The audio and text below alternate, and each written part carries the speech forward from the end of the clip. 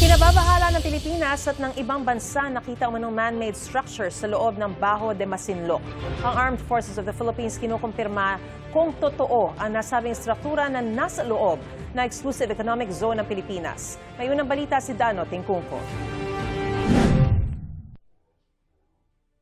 Sabado nang magpahayag sa isang dialogo sa Singapore si Defense Secretary Gibo Teodoro ng kanyang pagkabahala kaugnay ng mga man-made structure na nakita umano sa loob ng Bajo de Masinloc. Ikinuwento ni AFP Chief of Staff General Romeo Browner ang reaksyon ng mga nasa dialogo. Hindi lamang tayo kahit na yung Scarborough ay pinakamalapit sa atin, concerned rin yung ibang bansa. Ayon sa Armed Forces of the Philippines, kasalukuyan daw vina-validate ng iba't ibang ahensya ng gobyerno ang mga ulat na ito. It is still being validated by different government agencies, and the moment that this is validated or it is debunked, then the appropriate statement will be issued by the NTF-WPS. Sa gitna naman ng ulat na ito, pinuna ng AFP ang nasa 20 barko ng China Coast Guard at 7 barko ng kanilang Navy sa paligid ng Bajo de Masinloc mula May 26 hanggang June 1.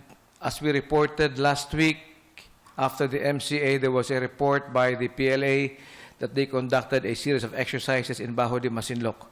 Upon our checking and our synchronized MDA by the different services, no such activity conducted. So the numbers are just the presence of the PLA Navy and the Chinese Coast Guard. Ito ang unang balita, Dano Tingkungko para sa GMA News.